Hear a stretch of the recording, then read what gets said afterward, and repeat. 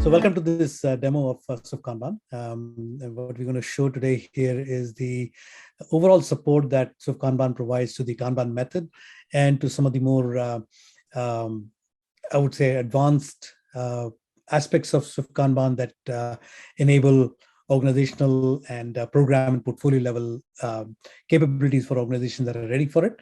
And hopefully this would be of value to you as a viewer. So firstly, SwiftKanban has really tried to implement the various principles of the Kanban method, from visualization to implementing pull, and to enable teams to implement the kind of policies that they want to in order to really be able to follow the SwiftKanban method. One of the things that we are very well appreciated for is the ability to really model the process in its sort of entirety, in as true a manner as possible. One of the key things that SwiftKanban provides is the ability to define these Kanban boards with multiple swim lanes, and each swim lane can have its own workflow that reflects the type of work that is being done in each of these swim lanes. So the way that our customers implement swim lanes is to reflect the way that their teams work, whether it is to provide different services to their customers, or whether it is to support different products that they are responsible for, or to support different types of work that they do. So some teams might split these swim lanes by epics, user stories, and tasks, for example, while others may do it by different products that they support, as you see here, and so on. The great thing about SwiftKanban is that each swim lane can then support pretty complex workflow where you can define these hierarchical workflows that you can see here. For example, 3 levels of a drill down into the development stage of our workflow, and split these columns both horizontally as well as vertically in order to get the exact workflow that you need. So just by the ability to model the swim lanes as shown here, you can pretty much exactly define the workflow that you have. And then, of course, Kanban provides a variety of different tools for you to see whether the process is really working for you or not. So one of the things that we've seen very interestingly is that when they start out modeling their workflow on the tool, they model the workflow that they believe that they are following. And very quickly, the tool can reveal to them that it isn't really the process that they're following, because the process works differently for different work items or for different product lines that they support, etc. And there is actually tooling in the system that lets them very visually see what parts of the process are working well, what parts of the process are not working as well, or are not being used at all altogether. So that's one aspect of it, that we are able to support multiple swim lanes, and within each swim lane, a unique workflow with as much of drill down or as much of detailing of the process as needed in order to reflect the real way that teams actually work. The other aspect of it, of course, is that the colors on the board show you the different types of work items. By default, the visualization is that the color matches the work item type. So, for example, here we have different work items like test cases, user stories, defects that are being raised by internal team members, or customer reported defects, and other tasks, and so forth. So you can see that each of these work item types is shown by a different card color. But at the same time, we can also use a capability within the system that's referred to as legend, which allows you to highlight cards by different attributes of the cards. So you can, for example, highlight cards by class of service, or you can highlight them by due dates, or you can highlight them by card type, etc. Whatever be the way that you want to highlight them. And so you can potentially keep these cards highlighted on the board and use them for different aspects of the work that your team is doing. So, for example, here I've highlighted user story that we're doing, or if I want to highlight it by a specific team members, I can do that. And that way, if I'm reviewing work with a particular team member, I can go ahead and highlight it by team member, and therefore use it for different contexts of my work that I'm doing with team, whether it's in the daily stand-up mode or whether it's a discussion that I'm having with a customer or whatever be the case. So the default card color is by card type, but you can highlight cards by different attributes of the color as well.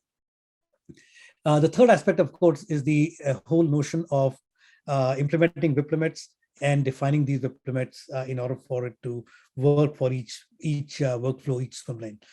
One of the things that SwiftKanban does is that we support both a minimum as well as the maximum WIP limit. So one of the key things that Kanban talks about is the point of commitment, or the commit point, where you are able to decide whether something is going to be taken up or not. And you want to make sure as a team that you have sufficient amount of work available to your team to select, so that they're not starved of work at any point in time. Now, usually that's not a problem, but in some cases that could potentially be an issue where a team is ready to start working on the next set of things and they don't have enough work that's been given to them by their product owners or by their stakeholders. Right. So we support the notion of a minimum WIP limit, whereby if work falls below the minimum WIP limit, or in other cases where work exceeds the upper WIP limit, then the column gets highlighted in appropriate color in order to show that there is a potential issue here. And so we support the ability to define both a minimum as well as a maximum WIP limit.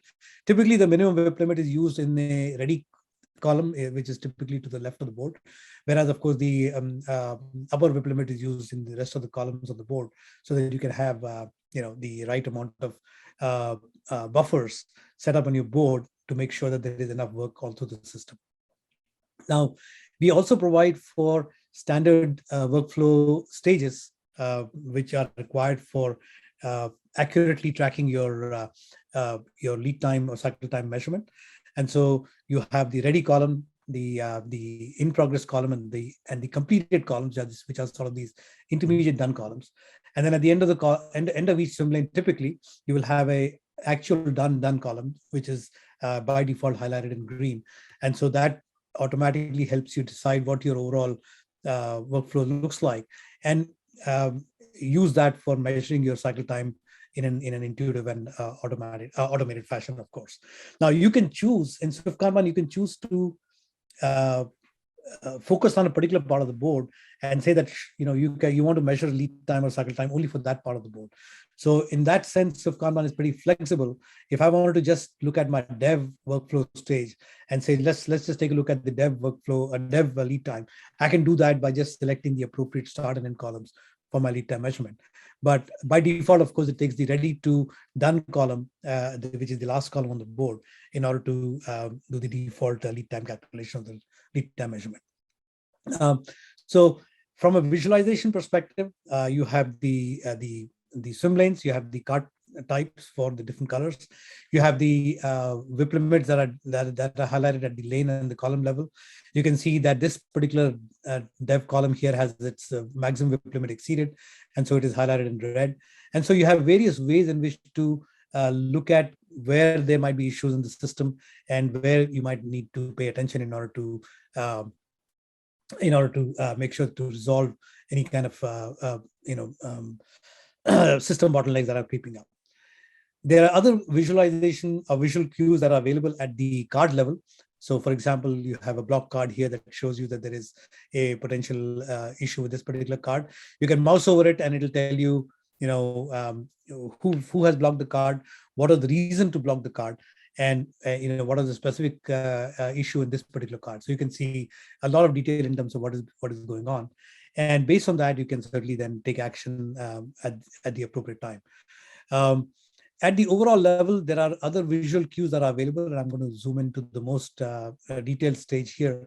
And you can see that certain cues are available on the card that shows you whether the card has been recently updated or not, whether there is a card that's important or urgent in terms of priority, or other recent update that may have been made onto the card. So, for example, if you see here, a comment which is highlighted in green shows that there is a recent activity on this particular card, whereas others might show that there is activity, but not something that is as recent as in the last 24 hours. So there are various ways, again, in which the system gives you indication as to where things are going on, which are the hotspots on the board, and where to focus on in terms of making sure that your cards and your work continues to move, and there is flow on the system in order to make sure that your overall sort of objectives of lead time and throughput are sort of continuously under observation and improvement. So this whole notion of being able to visualize your process and then visualize your work on it, implement policies, including implements to ensure that you have the appropriate flow, and then managing that flow using all of these different visualization aspects is a key part of the way that our customers use SwiftKanban. In addition to sort of the visualization aspect, then there are a number of policies that SwiftKanban provides that again further enable you to implement the kind of policy that you want to have in the system. So one of them is, of course, the column level and lane level policies that you want to implement. And as you can see here, they are visualized right here on the top of each column. And you can either keep them visible, or you can hide them and see them on demand whenever you want to. And the way to define these policies as well as other policies on the system is to look at the, and I'm going to show you the board policies at the board level. There are various ways in which you can implement and then enforce these policies. So firstly, in terms of defining sort of system features that control the board behavior and the software behavior, there are various ways in which you can implement those. As an example, you might want to highlight cards when they are within a certain amount of time of the deadline. The deadline is driven either by due date, if it's a fixed date type of card, or if it is associated with the release that you are working with in SwiftKanban. So you can choose to select this policy and say that you want to highlight those cards that are, let's say, within 3 days of their deadline. And those cards will then get highlighted on the board with the red outline on the card. And that automatically gives you a visual clue as to work that might be at risk of getting delayed. Another set of policies is around WIP limit, where you can implement WIP limit restrictions in multiple ways. The most common way, of course, is that teams want to make sure that if you are at WIP limit already, you should not be able to exceed the WIP limit. And if you wanted to do that, you would simply select the first policy here that restricts column WIP limit violation. But sometimes, teams are in real business conditions, they may have to exceed the WIP limit, in which case you may choose not to implement this, but you might simply highlight the WIP limit violation like I showed you earlier. In other cases, you might want to track a reason as to why WIP limits are being exceeded. And this gives you on an ongoing basis, it gives you some analysis of why WIP limit might be getting exceeded. And therefore you can use this to track WIP limit violation reasons. And so that may be another way to implement your WIP limit policies and make sure that it is working the way that it is required for your own team. There are various other ways in which you can define your policies for the board that then sort of define the way that your board behaves, and the software helps you manage your overall software behavior and to get the right results. But the other one is, of course, the actual policy that you want to visualize at the board level itself. And that is done at the individual column level, where you can go to the board designer and go ahead and actually enter the entire text that defines your policy description for that particular column. So each of these is a policy that exists and that is visualizable at the top of the column. So for example, if I want to look at the column here, it explains what is the work that needs to be done for each of those in each of these columns. So you can decide what the policy needs to be at each column, and for each of them you can enter whatever details you need to enter for visualizing the policy, and that is what then becomes visible at the board level. So hopefully this gives you an idea of what are the various ways in which you can define the swim lanes, define the policies around that, and so forth. And of course, then have that all visualized on the actual board level. Awesome.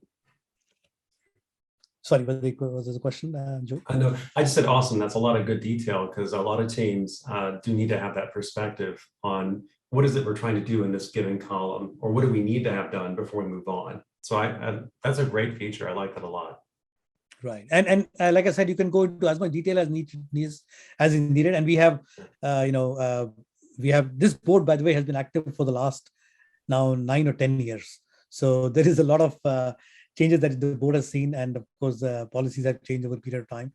And we've seen obviously the usage of the system and the usage of the Kanban method improve as we have gone along. Yeah, awesome.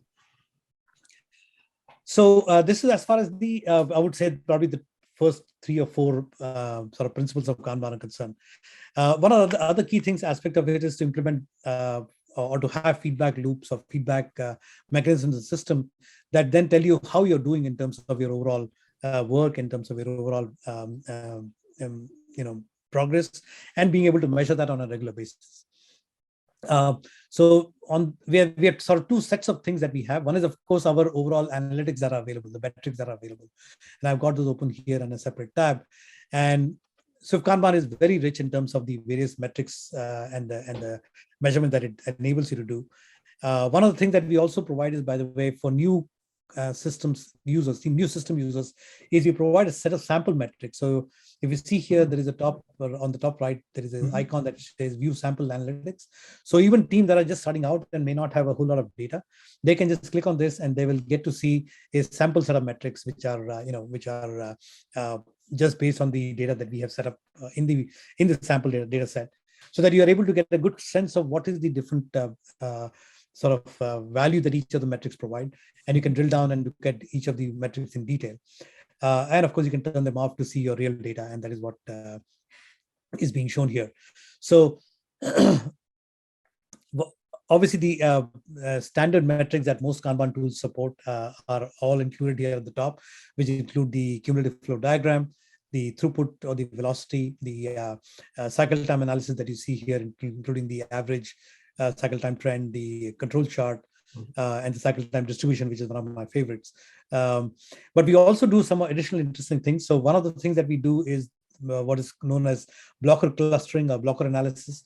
So for each time that a developer or a team member blocks a card, as I showed you here, you can set up the board to track the reasons why the card is being blocked. And so we have a block code, as you can see here, which shows you that in this case, it was task switching or context switching because of some other urgent item that came into play. Now you can then track all of this data and then show that in the blocker clustering analysis, where you can see the frequency with which certain blocker reasons are being used. So as you can see here in our own system, also there is a fair bit of context switching that happens. And so in this case, 47 cards were blocked because of context switching. There were other reasons like waiting for an external resource, external dependencies, or insufficient information, which is very common in knowledge work. So you can define these you can define these blocker codes as per your own work processes, and then it helps you track the number of times cards get blocked due to these various reasons. But then the other one shows you here what is the maximum amount of, or what is the time lost due to the blocking reasons. So it also gives you a very real feel for what is the cost of this blockers that are on your system, because of which there is loss of time or loss of effort, etc., and gives you sort of a very concrete sort of feel for what the blockers are costing you, and therefore helps you really tackle what to do about these blocking reasons and how to sort of reduce the impact of blockers. Yeah. So these two are pretty unique. Sorry, again. That's all right, Mahesh. I was trying to say that that's huge because a lot of times people expedite, they don't know the impact of expediting. And this is a good example to say, look, I have to hold off on this so I can expedite that.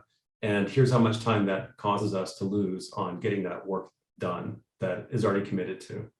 Absolutely. Absolutely. Yeah. A couple of other things that I want to show you here. One is that on our cumulative flow diagram, we have an interesting feature whereby you can turn on what is called a sort of simple linear prediction. And so, in fact, this thing is this prediction part is on right now. So what it does is it takes the current throughput, the current velocity, and then projects this further to say this is the amount of time it is going to take me to finish all the work that's currently sitting in my backlog. So this way, I can actually project easily as to what is the amount of time it's going to take me to complete the work that's in my backlog. But of course, we also have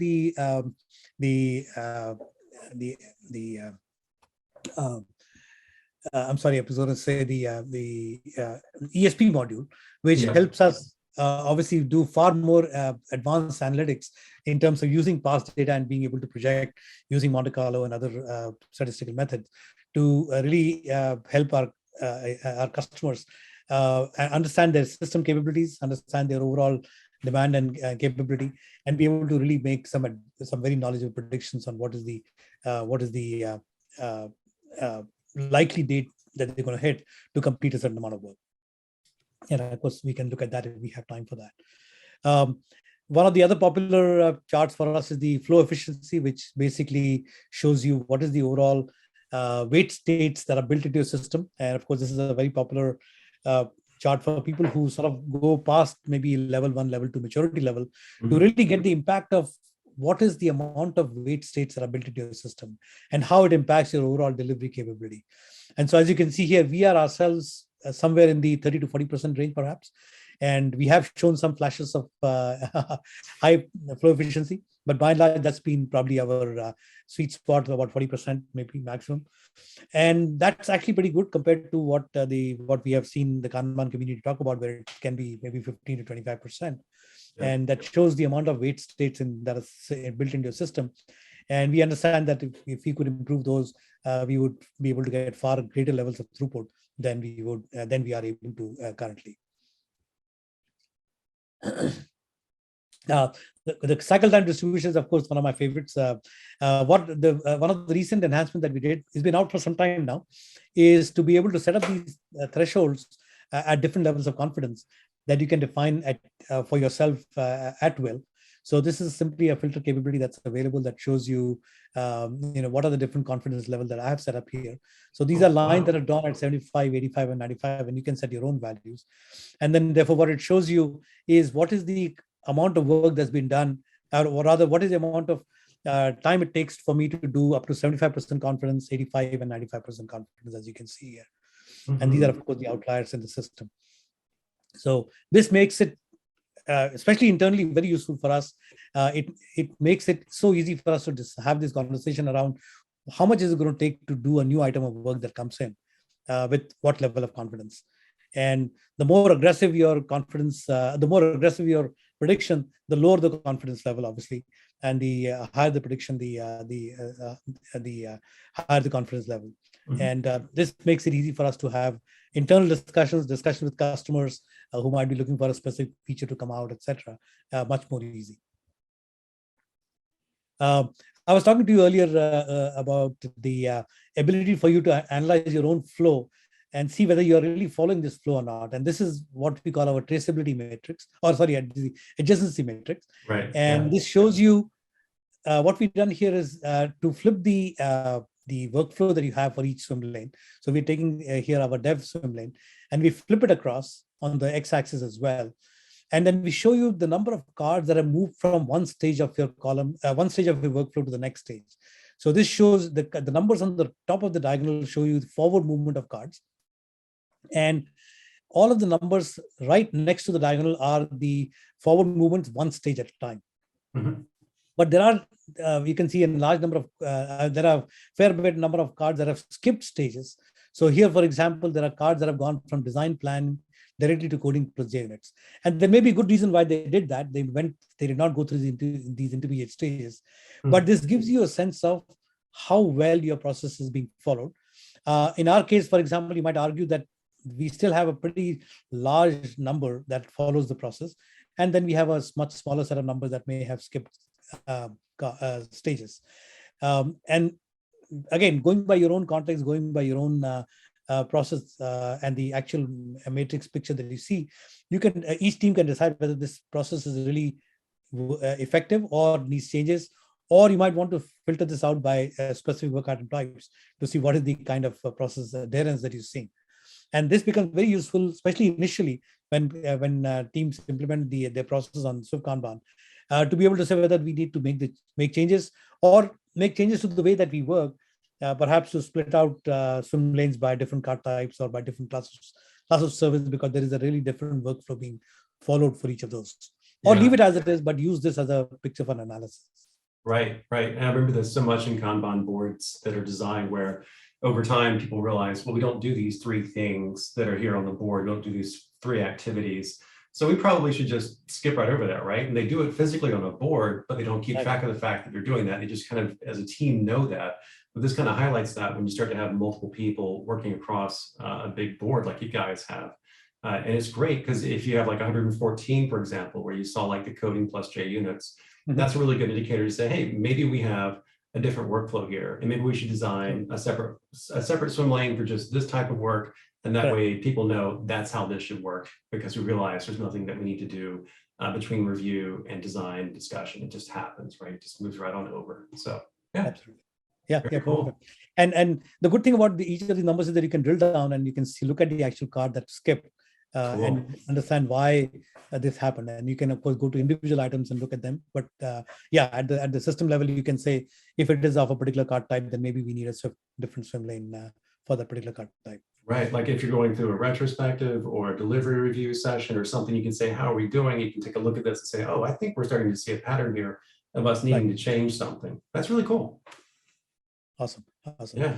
Of course, we have a whole range of other metrics that are available and very powerful reporting to understand, what your overall system performance is, and to be really able to drill down at any level and understand your card data. So, of course, the metrics serve as a great way to understand your system capability, to understand your performance, and how to adjust work that's being done in order to be able to, meet your overall objectives of using Kanban. But the other thing that, of course, we do is at the board level itself, we provide a variety of different, feedback mechanisms for you to understand how things are going on. And so, for example, we have the very popular board playback capability that lets you actually play back the board for any product, any time period, and see what is the kind of work that happened during that time period. And this is actually a very popular retrospective tool that a lot of our customers use, because what they can do is they can observe this for multiple time periods and understand what were the team's pattern of work across each of these time periods. I'm going to just play back this board here and speed it up a little bit and show you how cards move during this period of 4th of May to 4th of June. What they are able to figure out based on, let's say, 2 or 3 or 4 such observations is which are the stages of the workflow where there might be issues that they may not have seen earlier. Typical issues that they might notice is which are those columns where there might be web limit violations, which are the columns where typically there might be bottlenecks where cards tend to get held up, and so forth. They might look at cards moving backwards sometimes. So if your team allows movement of card backwards, you might see which are the columns where you're able to actually catch some issues and rework the cards, or which might be there might be other reasons why cards move backwards. So here, for example, you see the WIP limit violation for a second there, and now at the overall level. So there are multiple ways in which teams are able to learn from this and be able to then take those lessons back and either make changes to their workflow or to their work habits, or simply the way that they pull work, etc. There are various ways in which they can do that. In addition to the playback itself, it also shows you a couple of interesting ones. I'm going to show you one of them, and that is the way that your team is loaded during this time. So as you can see here, there are people who have multiple cards, there are people who have one card, etc. And then there are cards where there are multiple people. So it gives you a quick picture of your team's loading during this time period, and you can then again take certain decisions based on how team members should pull cards or team members get work allocated to them. So a very powerful tool to really learn about your own behavior, your team's behavior, and be able to then take those lessons back into your system. Awesome. Yeah, thank you. That's great. I love looking at how did that look for the past period of time for this individual, because you can start to see potentially some really strong actors in your system, but then you might want to say, wait, let's pair up the junior person with this more senior person who's taking on a lot of this work possibly. That could be one indicator you might have there to say, let's balance that load out. That's nice. Yeah. I like that. Yeah. Perfect. All right. I just want to show you a couple of other things here. One of them is about card aging. Now, card aging is something that is a concern to a lot of teams that we use that use SwiftKanban. The ability to look at cards by different stages of the work and be able to see what is the card aging is a powerful capability that SwiftKanban provides. So what you can do in SwiftKanban is you can set up thresholds based on your understanding of what the typical expected cycle time for a card should be in that particular column. And then based on the threshold that you set up, the cards get highlighted in different levels of brightness to show whether the cards are delayed or at risk of delay, or currently are okay, but will but potentially could get delayed later. So you can see that the different levels, different colors, as well as the different levels of shading, give you that picture. Some cards are still okay, and therefore they are still in the first part of the threshold. Some cards are in this case delayed already, and they can show they're already showing the last level of the threshold, and there might be others which might be in the intermediate stages as well. Yeah. And you can do this both by card type as well as by column at the column level itself. So you can look at performance of the card type as well as specific columns of your overall workflow. Wow, that's nice, because I think a lot of time, even we're guilty of it here inside Kanban University. We'll have a couple of pieces of work that we're like, oh, we'll get to that. Oh, we'll get to that. And you start to see the number of days add up on it. You're like, oh, we haven't gotten to that. And you start to become conscious of the fact that either you got to get rid of that thing, or maybe you've got to work on it really soon, because it's like bread on a shelf. That's what I tell people when it comes to work. It's like it sits there, and if it gets too old, you will forget what it was, and it'll be hard to kind of keep track of it. Yeah. So since you mentioned that, Joy, you'll love this other feature as well. So one is of course card aging, which is specific to each column, but the other is what we call our board activity, that also shows you both activity as well as inactivity. So so you can see here that by default it shows you which cards were touched or which card changed in the last 24 hours. We thought of this as a simple tool to enable teams to focus on work that got done or didn't get done, right? By default in the daily signups. So you can see here that cards that changed are highlighted, everything else is grayed out, right? Now, but what I can do is I can firstly go up to 15 days with this. So I can say, show me all cards that have been touched in the last 15 days, and everything else which did not get touched has been disabled. I can flip this from active to inactive cards. So now it'll tell me exactly what you were talking about earlier, that there is a lot of work. Sometimes team may have a lot of work, and then if 15 days have passed by without something getting touched, then you know that there is a lot of potential to forget things, and to be able to then catch up will be difficult. So this is a powerful tool for you to quickly focus on the right things at the right time. Yep. And so that is our board activity feature. Nice. I'm going to show you one other capability here, which is our card type percentage. I don't know that I have data to show you here, but let's see if we do. All right. So if you have a card hierarchy set up, you can also look at the, okay, let me go to our roadmap board and show you from there. Yeah, I was going to say, maybe there. All right. So you see here, you see a little bar that appears here that shows you that if you had a hierarchy where there were multiple card types, then you would see multiple bars, one for each card type. And this is useful when you're doing program and portfolio management, where within a particular theme or an epic, you might have user stories, you might have issues or defects, etc., that are linked to an overall hierarchy. And if that was the case, you would be able to then check whether cards of a particular type, what percentage of that work had been done, that had been completed. So again, in this case, we don't have a lot of data to show you multiple card types, but that is something that would be possible if you had that capability. So just a sort of small sort of capability there to show you how to look at the overall progress of work based on these different indicators that are available. So given these features as well as the metrics, the teams are able to derive a lot of immediate and very quick knowledge about what's going on in the system, and be able to take corrective action, improvement actions based on what the system is telling them. So in that sense, a pretty powerful set of capabilities to let you glean information from the system about the process, about the work that is in progress, and then take appropriate action. Yeah, I like it. You can really get a good sense of where the work is, what's going on with the work, the nature of the system supporting the work. I like it a lot. This is great. All right. So then, uh, in the last part of the demo, what I want to cover is the portfolio program management capabilities of SwiftKanban, where there is a lot of capability that we provide, and almost all of our, I would say, even medium to high maturity customers use these capabilities very effectively. Is the ability to define hierarchies and then be able to use them effectively in portfolio and program management contexts.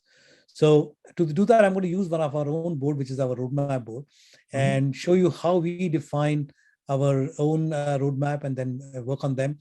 Um, so as you can see here, we have themes that are defined at the highest level, um, which are then broken down into epics, and then the epics are broken down into user stories. And what we do is we plan our user story release schedule up to 4 weeks 4 releases in advance. So we have the sort of next release that is ready for development, and then we have the next 3 releases defined approximately. And of course, these cards can get reprioritized at any time based on the market requirements, customer requirements, and so forth. Um, and as they get prioritized, they keep moving. They get moved to the next column. It is the next release and the release that is ready for development. And then from here, they get moved to the SwiftKanban development board, which is our main dev board. So our product management team focuses on the roadmap board, while the dev team, of course, focuses on the dev board. That's awesome. You will notice here that there are a few capabilities that we provide which are of interest. One is that we have what we call a portfolio lane type. So what you can define here is a simple 3-column ready, in progress, done lane, where you can automatically track the progress of these cards based on a certain set of rules. The rules could be that it is based on the completion of child card that you have in the system or under each card. So if I drill down here, for example, you'll see that I have a set of 3 epics under this particular theme. And under each theme, there are then multiple user stories that might be there. And you can look at all of these in a single hierarchy here. So using this hierarchy capability, and then, of course, the tracking of progress based on the work that's being completed, you can track the overall progress of the theme itself. And using this, it'll track automatically what is the overall work that's being done and position the card at the progress scale appropriately. So here, cards automatically move based on the amount of work that's been done in the underlying cards that are child cards of this card. I believe this is a unique capability. I don't know that any other tool provides this. And this was actually, this idea came through one of our discussions with David, where he actually talked about this long intermediate column, in progress column, which showed the progress of development, progress of cards based on the work done in the underlying cards. So this is something pretty unique that we provide. And of course, the hierarchy can be anything, right? Typically, dev teams might have a hierarchy that looks pretty much like ours: themes, epics, and user stories. We have customers that use it for program, project, sub-project type of a hierarchy, where they have a more traditional way of planning their work. And so they can then use the appropriate nomenclature to define the card types for their context. So one is the portfolio lane that I talked about. The other is what we call our percentage progress column. So here you can embed a column that looks like this in a regular workflow lane. Oh, wow. So in our case, the epics have a regular workflow where we do the UX impact, and then we do the story splitting, and the stories epics are then split into user stories. Now, once it goes into development, then these epics are tracked through this execution column.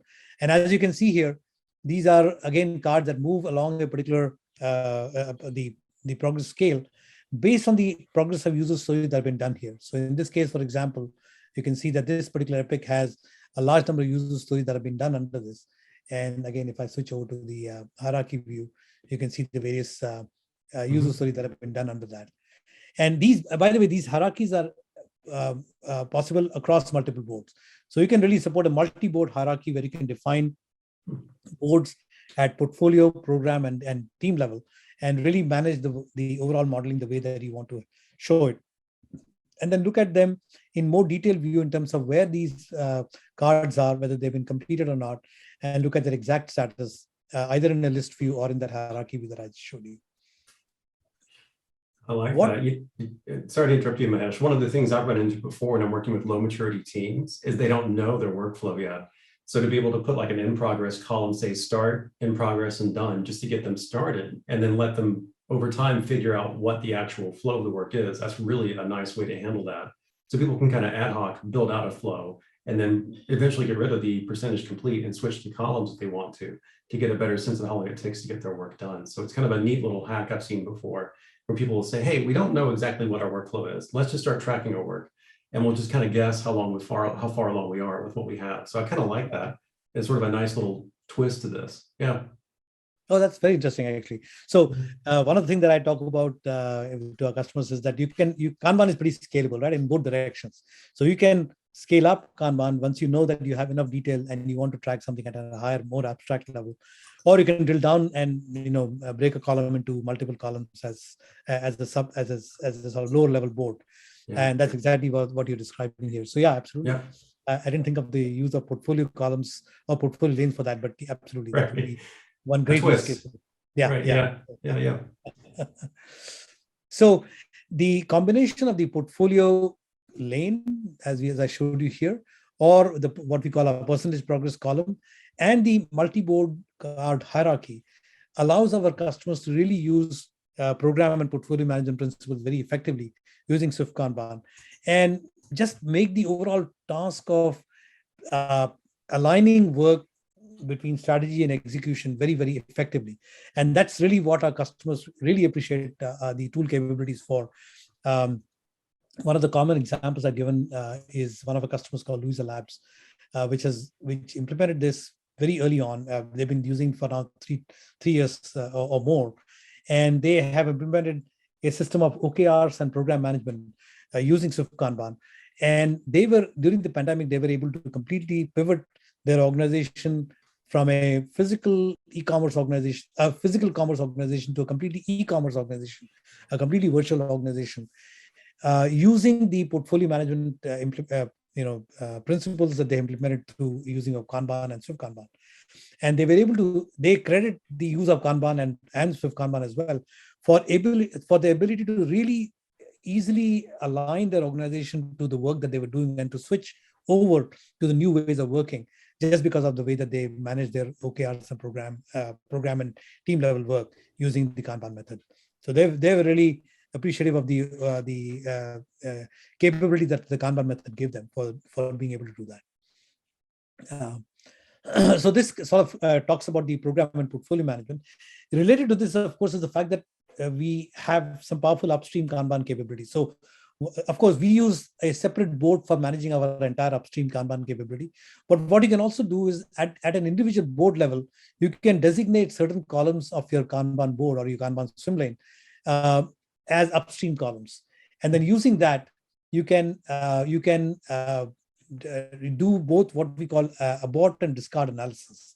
And this is something that is covered in the Kanban class, where you talk about the point of commitment and to minimize the amount of work that gets aborted once it's been taken up for actual execution. Right. And so what we do is help you analyze both the upstream and the downstream discarding of work. So we call the downstream work as abort and the upstream cancellation work as discard. Mm-hmm. And we of course encourage teams to maximize discard rates and minimize abort rates so that you're not wasting organizational resources and effort using the upstream capabilities, upstream Kanban feature that we have. So you can actually go into your Kanban board editor. We haven't implemented it here, but you can designate certain columns as upstream columns. So you can say, select those columns as upstream columns. I can go ahead and click on these and say, these are my upstream columns. And anything that I do within these will be considered upstream till the point of commitment. And then track my abort and discard rates based on which columns are designated as upstream versus which columns are designated as downstream. So that's something that, again, a number of our customers use to really track their upstream and downstream usage of abort and discard to track what is the actual process that they have for making commitments and then keeping those commitments.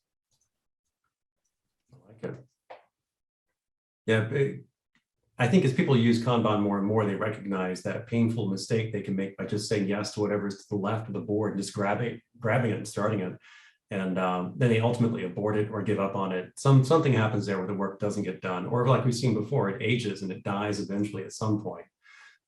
But to have a way for them to say, hey, now we're going to start focusing on, typically we stabilize something that we've got, it was a little crazy. We have a Kanban system around it, and now we're going to look left and start looking at that upstream system and that upstream perspective and see if we can do a better job of saying yes or no to work before we just suddenly grab it and start working on it. That's kind of that low maturity commitment, which is very common. It's not a horrible thing, but it can be better. So I like that a lot, Mahesh. That's a great way to kind of sneak that in and say, hey, I think we're now ready to start talking about upstream, aren't we? Yeah, let's start working on that. Yeah, absolutely.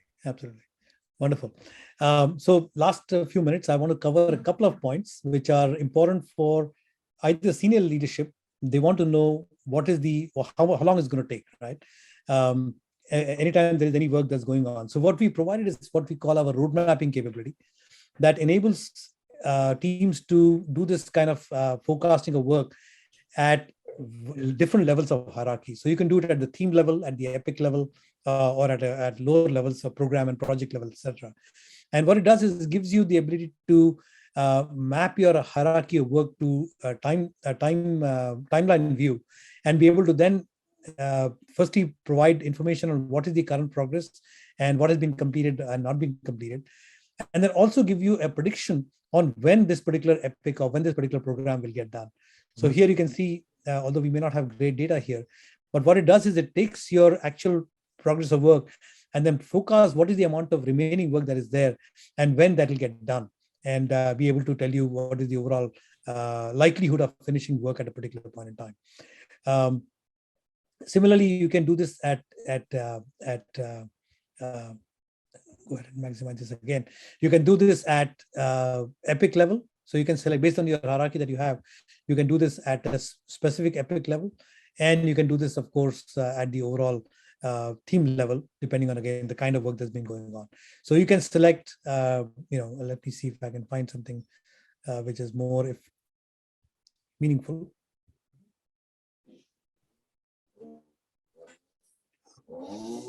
So Joey, I'm going to pause for a second here. Yeah. Okay. Because I had to close. Yeah. Okay. I didn't know if you had a delay for a long time or not, Mahesh. So whenever you're ready, go back to it. Okay.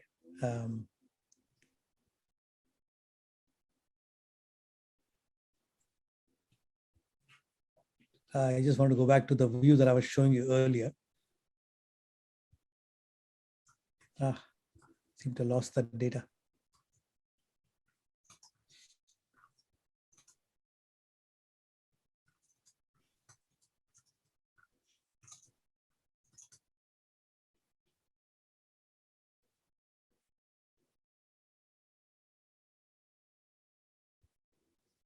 All right, so here we are.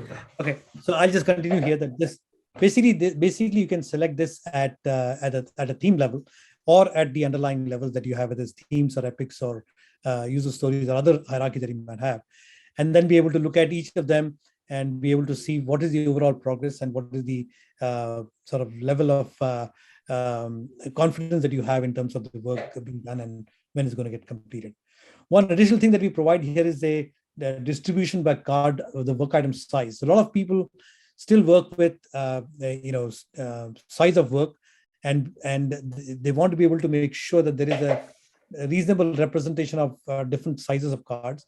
And so this gives you a very visual way to understand what are the different types of epics that are there in your overall work that's being planned, and be able to make sure that you have a reasonable representation of different sizes of work that you might be doing. So the road mapping is one particular area where we have a lot of interest by our customers. The other area that I want to just quickly point out to is the story mapping capability that we have. And story mapping is of course a very specific method that is used by teams that use story mapping for their overall backlog management and backlog grooming. And so for those people who use story mapping, we provide a full capability to define the story maps in the way that people are used to using in terms of defining the different steps of your overall epic or theme, and then being able to break that down into user stories and being able to plan them against specific releases that you want to do here. So for those customers who use story mapping and who use this particular method for backlog grooming and backlog management, we have the complete capability for story mapping as well. So I just wanted to show that as the sort of final part of our demo today. Overall, like I said, we provide great visualization, great feedback mechanisms built into the system, and then the ability to manage upstream and portfolio Kanban very effectively using the overall capabilities of SwiftKanban.